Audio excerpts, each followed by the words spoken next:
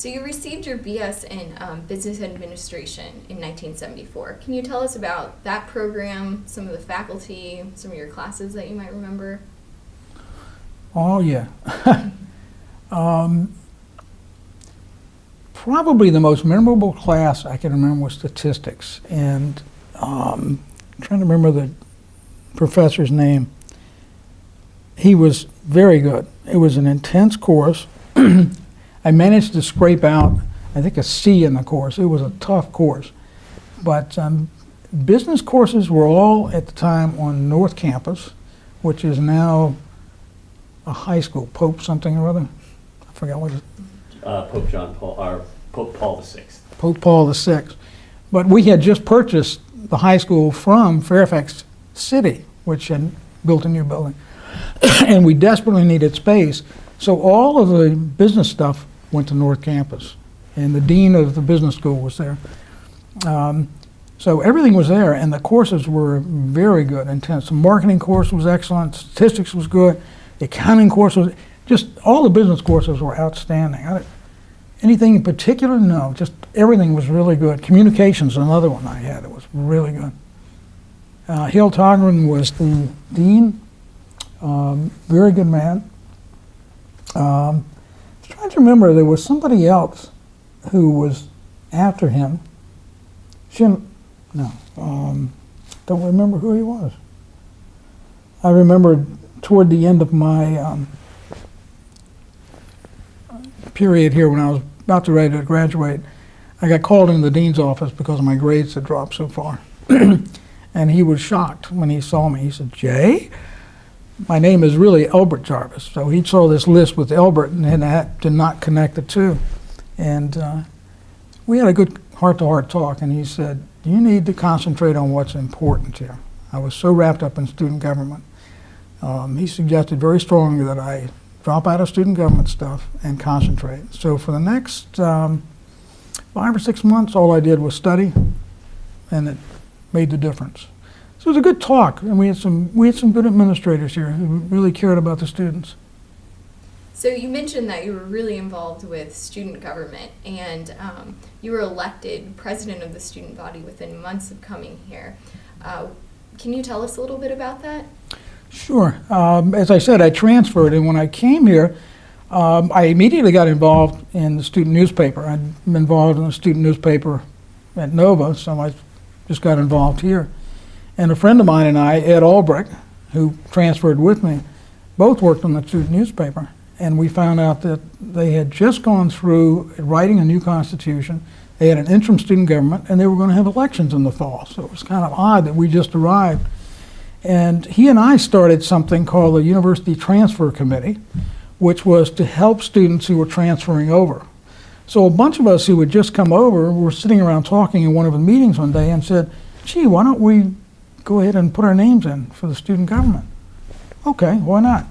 So we did. We decided among us who wanted to run for what, and I was running for president, Ed was running for vice president, Bill Alt was running for treasurer, and I forgot who the others were, but at that point we said, sure, we'll do it. So we put our name in, and within 2 months of arriving here, I was president of the student body, so it was kind of interesting. I remember at one of the meetings I went to, a young lady who became very good friends with me later was sitting around a table with all these people that had been here for years in the student government, and they were all complaining.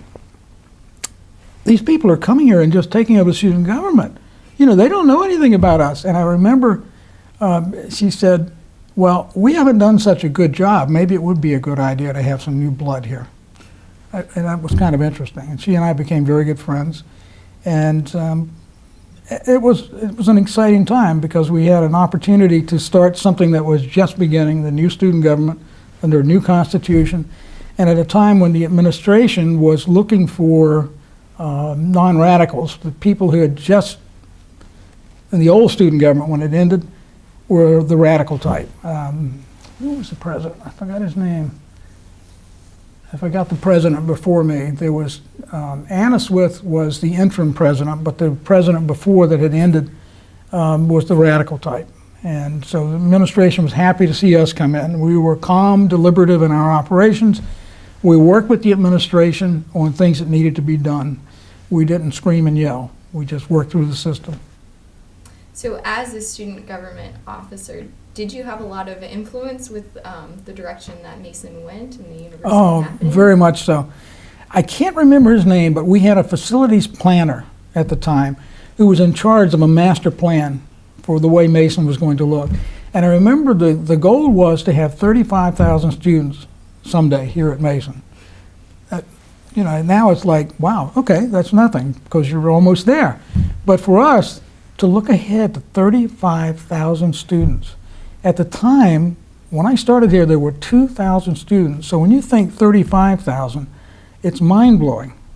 I used to take walks back through the wooded area, which is now all buildings, just to see what land we had. It was amazing how much land we had out there. And to envision other buildings was kind of hard. But this guy's job was to do just that. And he had a master plan where all these buildings were going to be. It was fascinating to see that. I forgot your original question. I'm sorry. Got sidetracked. Did you have a lot of influence as Yes, and one of the things he did was he asked us as students in the student government to help design buildings, which was pretty neat. He wanted to know what the students thought of things. One of the first things we did when we were here was talk about student dorms. And the administration said, well, dorms are on the way out. All over the country, nobody's have dorms anymore. You know, people can rent houses or whatever they want. And we worked with the administration and said, well, that's not quite true. Traditional dorms, people don't like, and they don't want to live in them. If you just give somebody a bed and a desk, that's not what people would like. So we helped them design the first on-campus housing they had, in which we had a kitchen, a common living area, and those were built over behind the classrooms on the other side of the north building.